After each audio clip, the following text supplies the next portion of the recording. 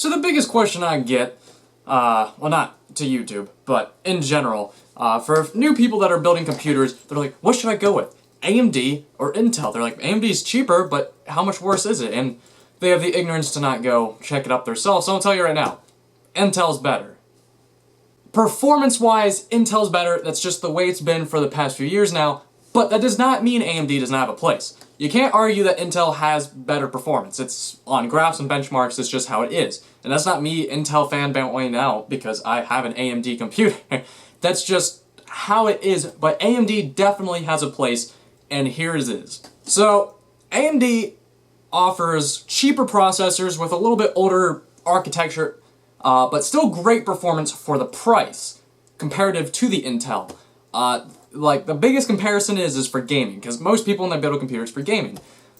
Which is true that AMD does perform slightly less, but it doesn't always stack up to that. It doesn't always matter when you have a price to performance ratio of AMD. Especially since right now AMD is semi-top of the line because they made new processors, but they draw so much power, and you can just overclock the 8350, so I'll just call the 8350 top of the line. Outperforms the Core i5, not in gaming, but in productivity and video rendering, media encoding, unpacking files, stuff like that. If you look up benchmarks of it, it beats the i5 for pretty much everything except single-threaded performance, and gaming, it's a few frames behind in certain games. But that CPU is between $160 and $175 now, where the Core i5 is $230. And for a decent overclocking motherboard on the Core i5 side, it'll be about $130 to $150, where the decent overclocking for the 8350, or decent overclocking for the 8350 platform, you can get motherboards that are decent for overclocking from $100 to the same price as the Intel's, a little bit higher. But it's like those 100 boards aren't cheap. Like, you can have the Asus Revision 2 990FX board, I forget what it is, for like $110 on Amazon, plus the 8350. Right there, you're already $30 over just the price of the Core i5 alone. Then again, the Core i5 has better gaming performance, so it's all about the budget you want to spend. But the AMD platform is great. They have a quad core, I forget what the price is right now, but it's like 4.2 gigahertz quad core on the on the 990FX platform. But if you want something a little bit newer and similar performance to that quad core, I would go with the Athlon on the FM2 Plus socket. You can overclock that thing to death. And it doesn't provide as good performance as a Core i5, definitely not. But for a budget gaming build, that Athlon on and you want newer technologies on the FM2 platform, it's a great processor for budget builds. And that's the word that comes with AMD a lot, is budget. But that's not always necessarily a bad thing for AMD, because they kind of know their market and they know their place. Though granted, AMD Zen that's supposed to come out might change the tides a little bit, but after Bulldozer or Faildozer, we can never tell. But this is the way I look at it.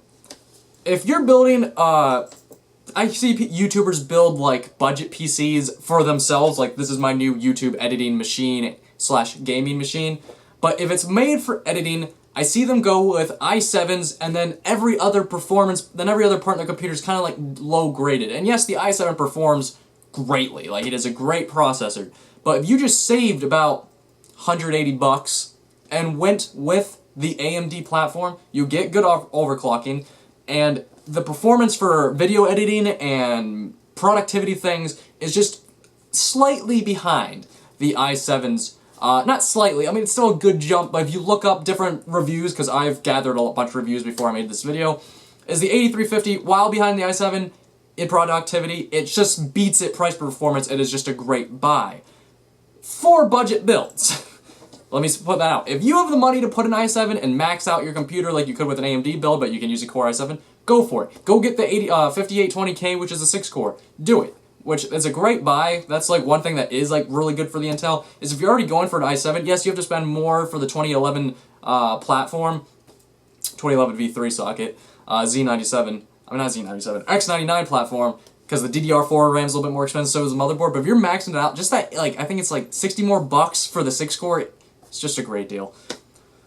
But all in all, if you're building a budget build for video editing, this is video editing one. I mean, gaming builds too, don't get me wrong. It can be used for gaming, but like I said, the Core i5 is slightly better for gaming, but then again, if you get the 8350, you can get, and you're looking for, let's say, better overall computer, like you want SSDs and storage drives, and you want that $160 that you'd maybe save on the whole platform if you went with an i7, go with the 8350. If you're video editing, and a lot of video editors I've even seen using these builds, this one guy that I know on YouTube, well, I don't know him personally, but I've watched Will Urbina. He always was an Intel fan, and he even made an AMD PC for the first time, and he was happy with the performance, and he's a hardcore video editor. He video edits a lot, and he said the PC that he made, it wasn't his main build, it was for an intern, but when he said he used it, he was very surprised. It's because the 8350, when it comes to crunching video files, and rendering, and streaming, and productivity, like using your desktop, using multiple things, the 8 cores really come to shine versus that Core i5, which is about $70 and more expensive, and then like $20, $30 more for a motherboard. So let's say $100 more expensive platform,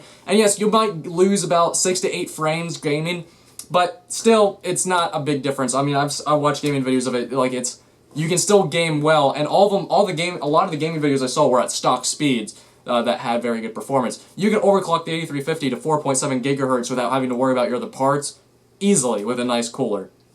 And that extra 700 megahertz, while AMD is a lesser technology, it'll still add to your gaming frames when it's a CPU-dependent game. So all in all, this is things that have been rehashed over and over, but AMD is great. It has a place. I hate when people are Intel fanboys, they're like, AMD sucks, there's no point to it.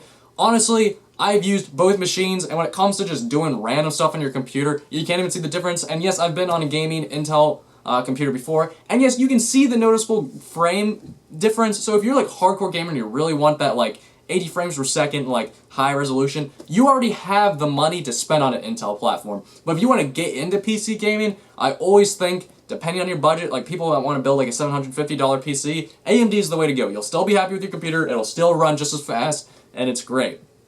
Though, like I said, the 8350 platform is aging. It is a pretty old platform now, and if you're really going for a budget build, I recommend the FM2 Plus socket and just overclocking the Athlon.